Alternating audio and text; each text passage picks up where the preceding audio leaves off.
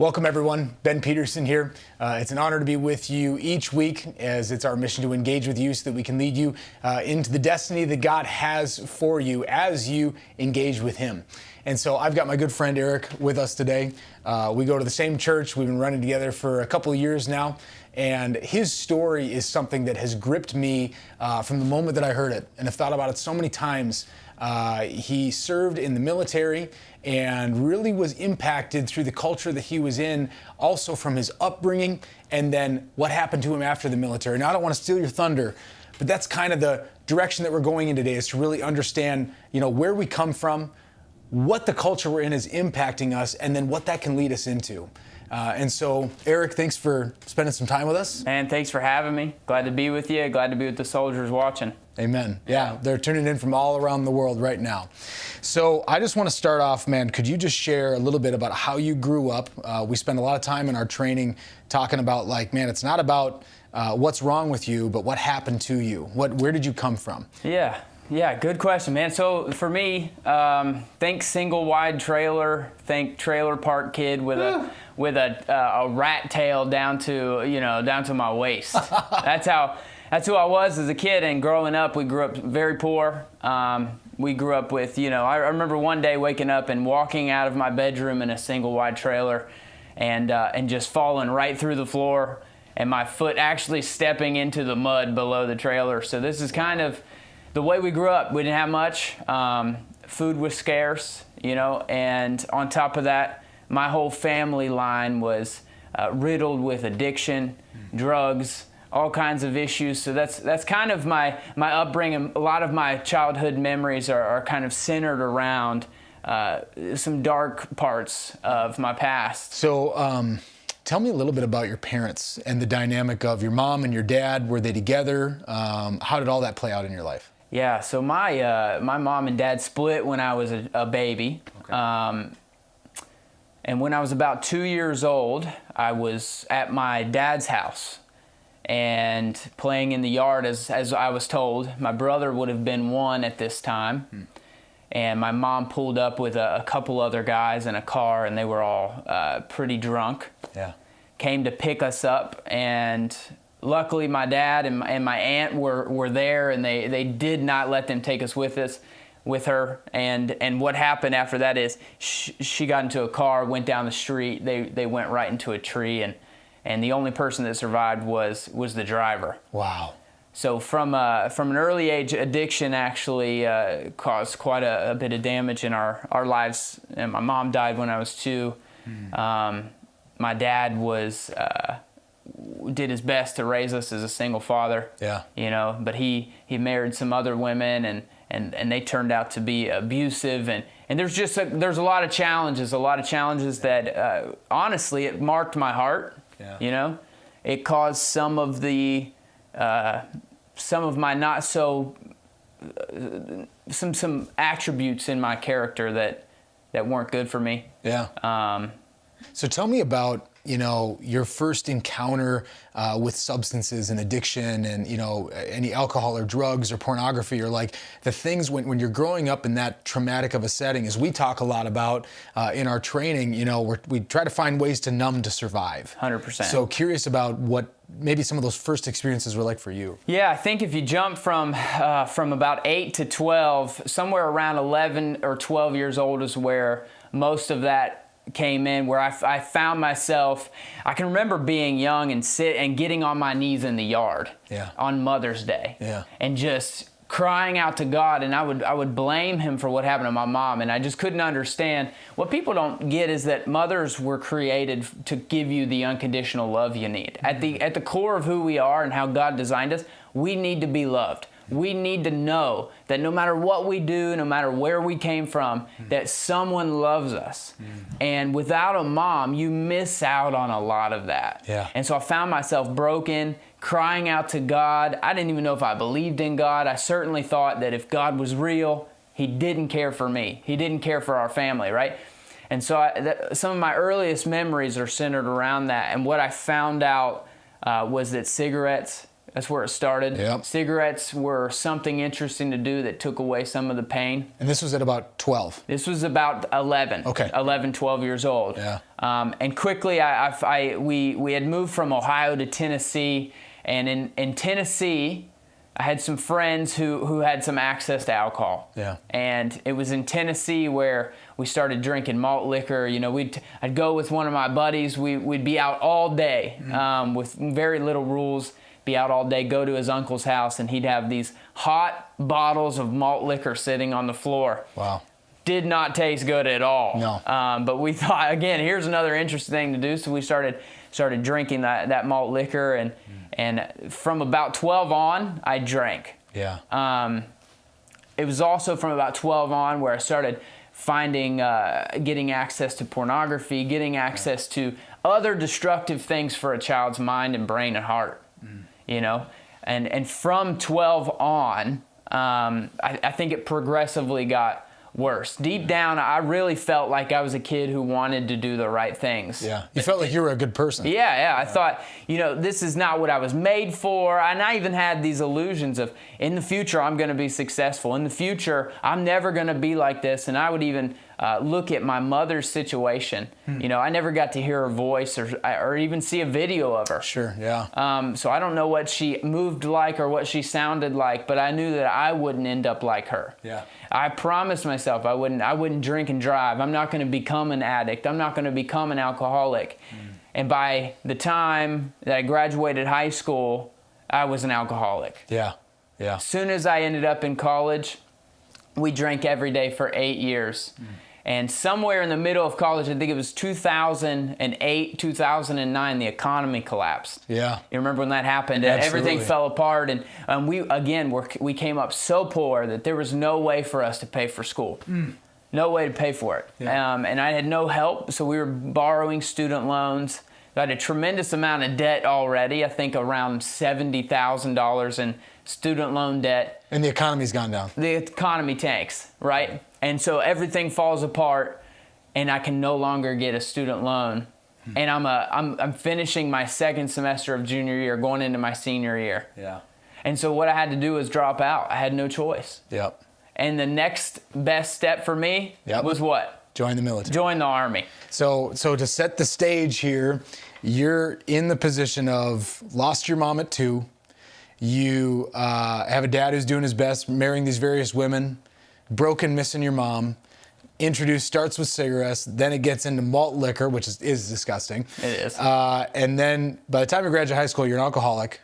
Economy crashes, and then you are $70,000 in debt, have to drop out of school, and the only option is the military.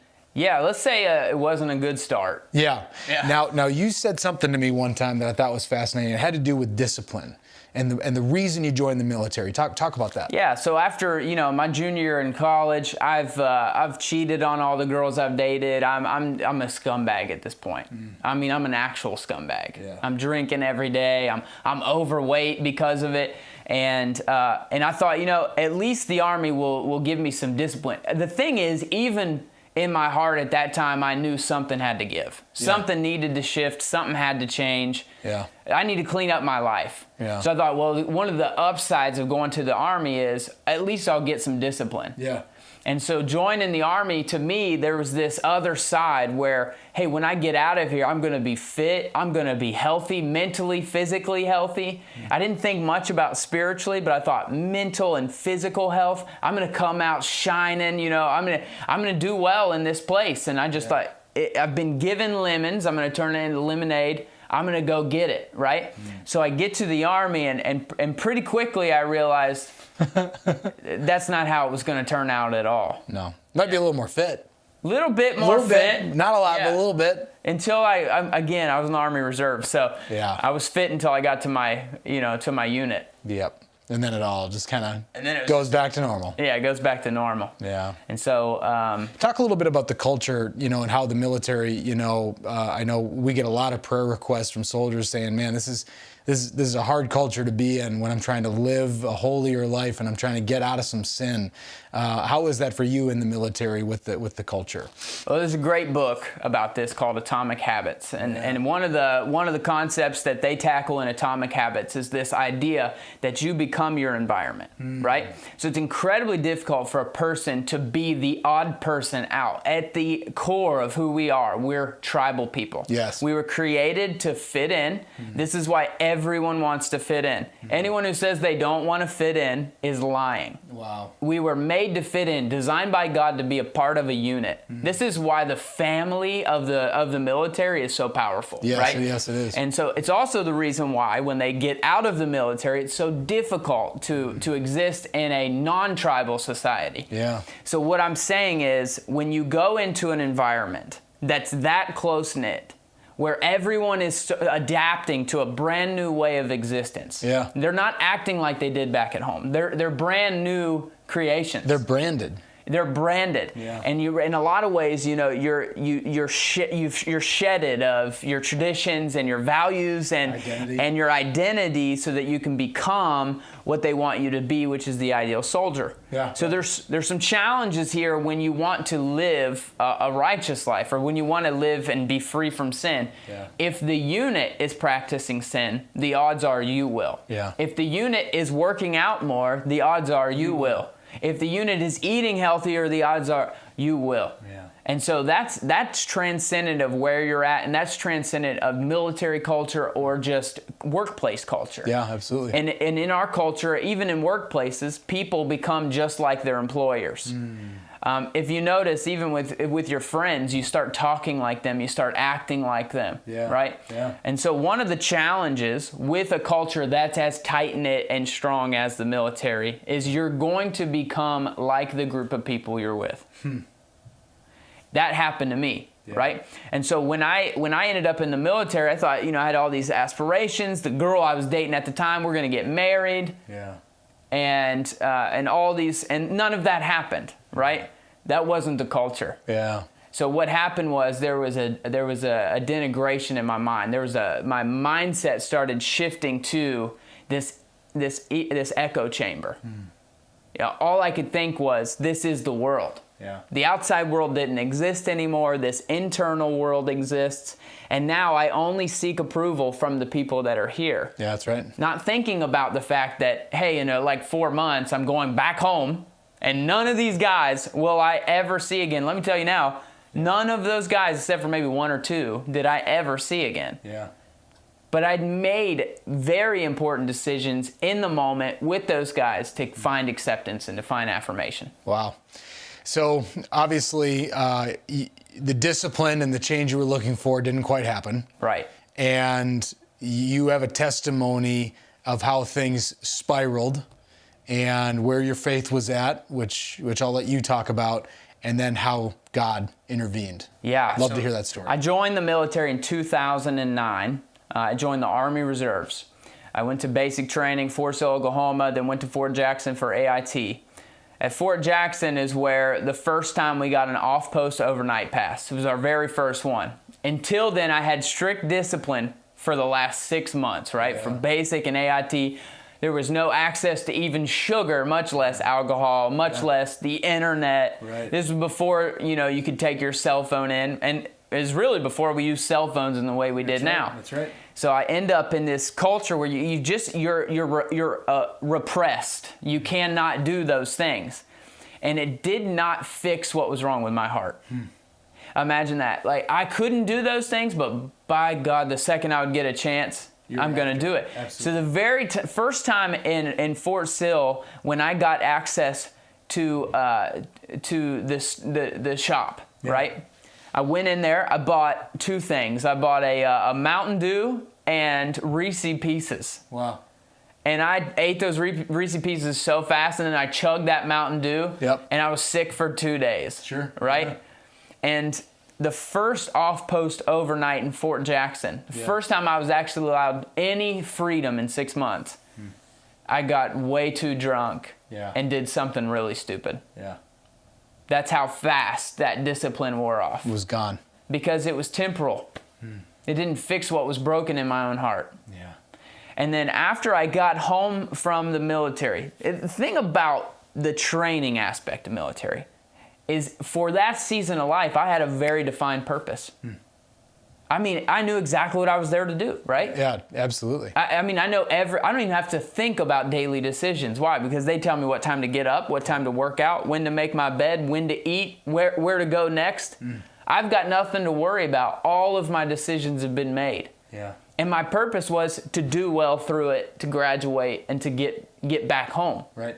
The problem was when you get back home. Yeah. So I got back home, and I come home to this life where, 3 or 4 people were excited to see me. Yeah. Welcome home, our hero, right? Yeah. I wasn't a hero. Yeah.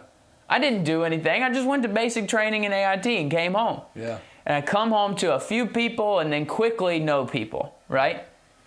And what happened next was actually the most brutal part, because I became very depressed. For that season of life, I came back home and I couldn't get a job. I joined the Army and I couldn't come home and get a job. Yeah. And then I just remember just feeling everything went black in that season. And this is late 2009 going into 2010. Yeah. And I can remember literally just all I did all day was drink and play Call of Duty. That's it. Yeah. Because I had no other purpose. I had nothing. And I knew I was made for more, and it was killing me. I couldn't feel emotions. I couldn't feel sad or happy. And I ended up, moving through that season, breaking up with the girl I was dating, and I went to work in the corporate world from there. And every day of that season is hard to remember. Yeah. It's just numb. It's just numb. When I think of 2010 until when I got saved in 2012, I can't remember a single moment of it. Yeah. Because I was doing nothing but drinking. Every day, every week, all week. It was my only escape. And what that led me to was this day in August 2012 where I had officially ran out of capacity to drink alcohol. Alcohol could no longer numb what was broken in me. Yeah. It only accentuated it, made it worse. It became gasoline on a fire that was raging in my own heart. Yep. And I remember growing up and coming to Tennessee to see my grandparents and hearing the name of Jesus in this little Baptist church. And somehow I knew to call on that name. Not in blame this time, not to point at him and say, "Why'd you do this to me?" But because I was desperate. You're desperate. I was desperate. And did you believe in God? Were you agnostic, atheist? Like, where were you at in that spectrum? I wouldn't say I was atheist. I would say I was more agnostic. God wasn't important to me. He wasn't real to me. Yeah. I kind of believed there was a God. I held the belief that most people do.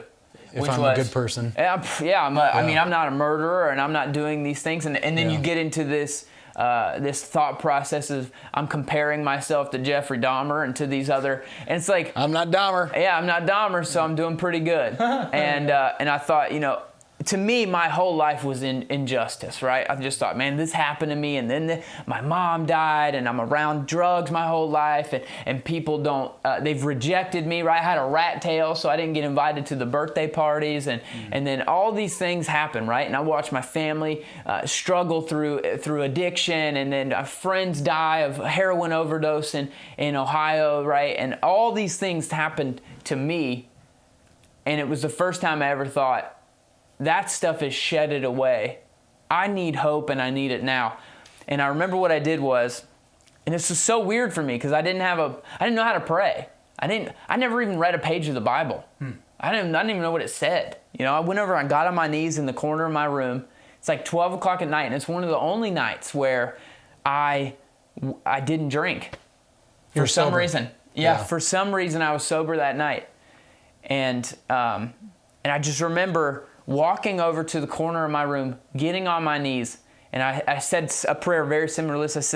I said, Jesus, if you're real, just show me, and I'll trade you this life for the one you have. Like, it was something very similar to that. It's funny looking back now because wow, what a trade for him.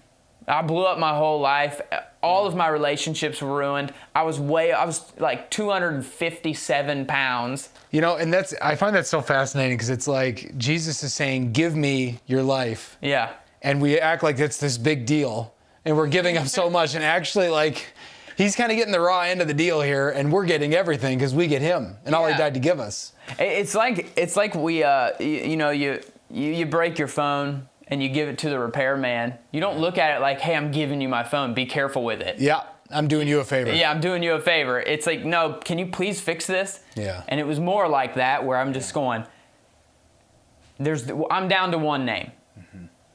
I tried to read the right books. I tried the discipline route. I tried to find it in people. I tried to find it in alcohol. I'm down to nothing but Jesus. I got nothing else. Yeah. And I called on his name and I said that prayer and I meant it. Yeah. I meant it. And I didn't know what would happen. I just prayed it, you know? And to be honest with you, I go a little darker. I was ready to commit suicide that night. Yeah, absolutely. That's where my mind was. Mm-hmm. I was over this life. Mm-hmm. I had nothing else to reach for. Mm-hmm. So before I did that, I wanted to at least ask him. That's what I wanted. Mm-hmm. So I did it. And I laid on the bed, and when I laid on the bed, it's the most real moment of my life to this day. Yeah. This force hits my chest like a ton of bricks, and it's the Holy Spirit. Mm. And just like that, I mean, it is coursing through me like electricity, so powerfully. I still, to this day, I'll share some of what I've seen since then, but to this day, I've never experienced anything as powerful as that moment. Yeah. When I cried out in desperation to Jesus and he showed up in the room. Yeah. And he showed up in my own heart. Mm. And as he's coursing through me, my arms went out like this. And I started weeping. Yeah. And when you grow up in a hard environment, you can't cry. You don't cry because you can't even feel emotion. And it's also not safe. It's not safe. Yeah, it's way too vulnerable. And all of a sudden, without thought, I'm crying my eyes out because the God of the universe showed up in my room. The fact that he would love me so much to even listen to me was life-changing for me. And it seemed like that was going on for 30 minutes. And I'll tell you what happened after it got done. I jumped out of bed, dude, alive for the first time. Yeah. And I was living with my buddy Luke at the time. And Luke had a crazy story too, but I bust through the door into Luke's room. It's like 1 o'clock in the morning. Yeah. And I'm like, bro, I just met Jesus, in the middle of the night. Yeah. And he's like, that's great, go back to sleep. And I literally didn't sleep for 2 whole days. Wow. And what's crazy is the next part of my life is a little muddy. I wasn't sure what to do with it. Yeah. And so I just kept drinking, and I would go to the bars and drink. And I would go preach the gospel to every single person in that bar. Wow. And I was drunk, but I'm preaching the gospel to every single person. And so be encouraged. If you run into someone sharing with the gospel at a bar, just know they're on the right track. They could be. Yeah. Luckily, I had some friends that I worked with at the time, and they showed me some scripture around alcohol and the way to interact with it. And I started reading through, and I was probably to about the 30 or 40th verse. When I just said, all right, I'm done with that. Yeah. And that was the day I quit drinking, and I haven't drank in almost 11 years now. Wow. But it was the scripture, it was just as simple as God saying, this is my plan for you. Yeah. The thing is, when you come from a place where you are giving up, you had nothing to hold on to. I was completely broken. Yeah. When God takes that and he makes something out of it, you don't question him anymore. No, it's done. Like, it's done. Like, I know you are the maker. You're the creator. You're the one who he takes broken things and he makes them beautiful. So, through that transformation, and I kind of like to wrap with this just beautiful part of your story, and that you always wanted to deploy. Yeah. Wanted to go to combat. And then you found yourself in a different kind of combat. Share a little bit about that. Yeah, I mean, I've done some reflection on this. Why did I want to deploy so bad? I mean, from the day I got into the Army, I said, put me on the volunteer list. I want to go anywhere, anytime, you pick the place. Yeah. And never could get picked up for deployment. And I think the reason why is because I wanted to be looked at as a real soldier. Yeah. It was an identity thing. And never got orders. I finally got orders to Afghanistan, and they were canceled 2 weeks before training. So right before we were supposed to ship out to training, I think we were going to go to Camp Atterbury for training in Indiana. Yeah. And 2 weeks before that, they got canceled for no reason. And so I guess God saw fit I wouldn't go. But I obviously have a high deal of respect for our deployed soldiers and combat veterans. And what's interesting is, this desire to go, I think it came from this place. I wanted to be a part of making a difference. I wanted to have purpose. I wanted to have meaning. I wanted my name to mean something. I wanted to, if I were going to be in the Army, I wanted to be someone who deployed, not just this 42 Alpha who works in the S1 shop. Sure, right? I get it, yeah. But I did that, why? Because they offered me $20,000 bonus. Sure. So I took the job they offered it for. And so when I got out of the Army, I was still searching for that purpose.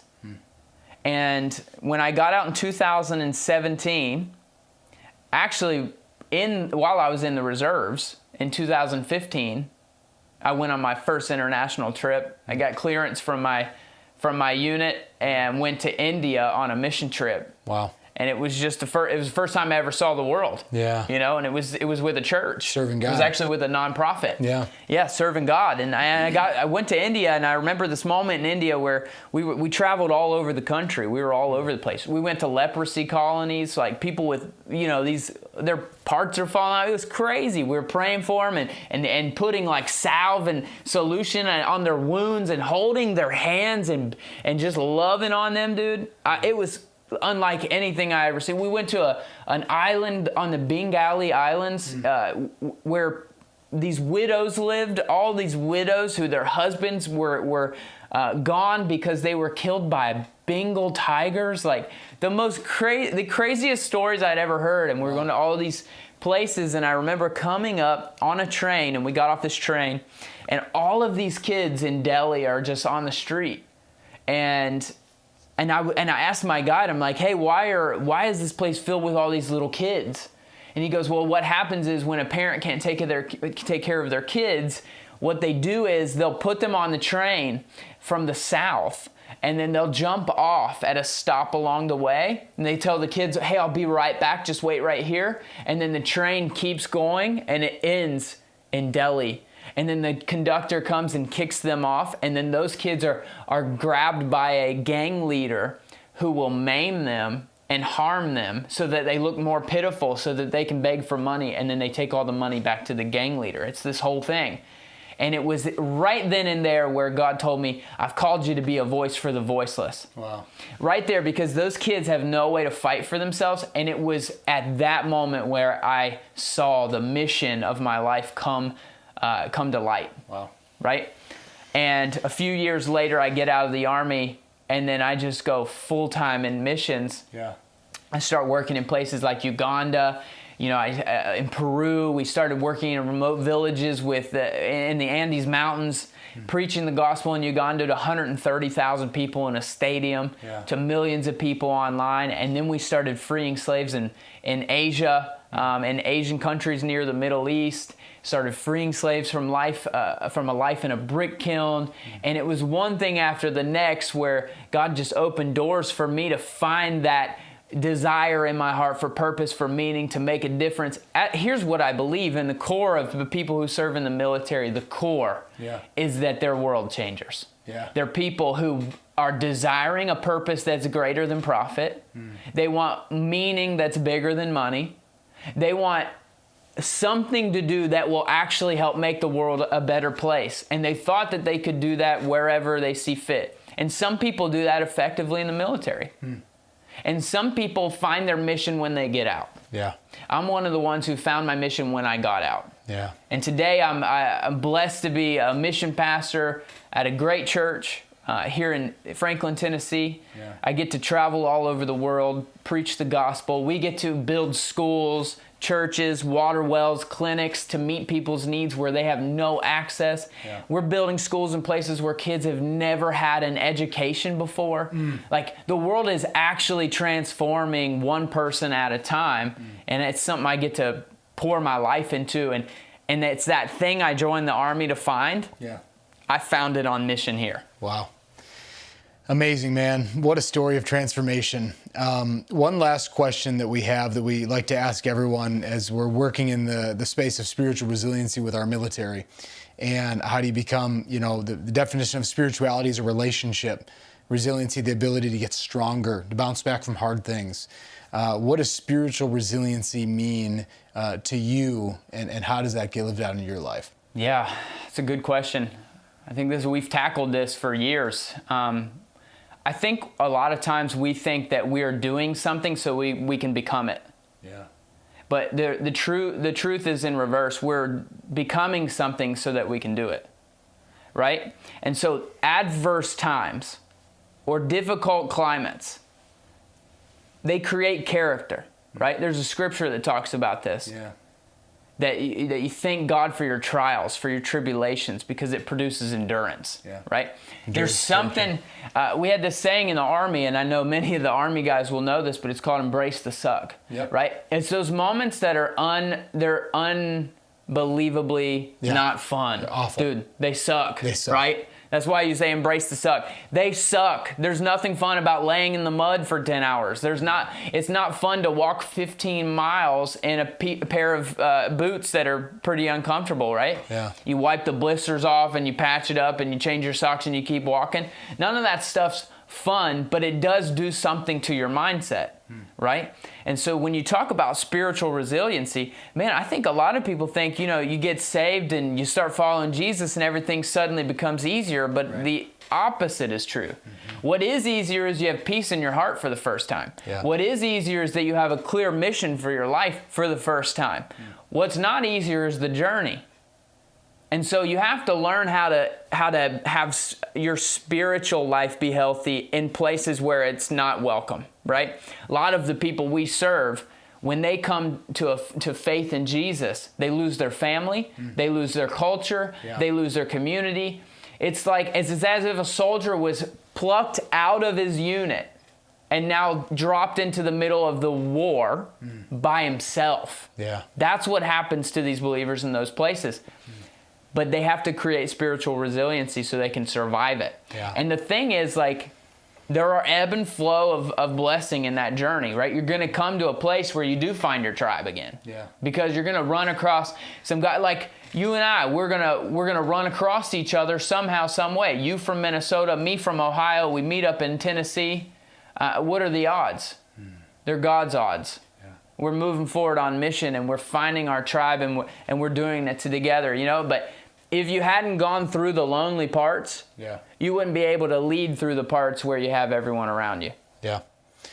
And that's a good place for us to, bring this to a head, is that no matter where you are, we're here to support you. Engage Your Destiny's meeting regularly at Fort Campbell. We also have veterans that are standing by 24 hours a day, combat veterans, to support you in any resource that you might need. So know that we're here to walk on this journey with you. And Eric, it's been an honor. It's been an honor. Thank you for sharing your story, and I know it's going to make a massive impact. Yeah. So, all right, guys, we'll see you next week.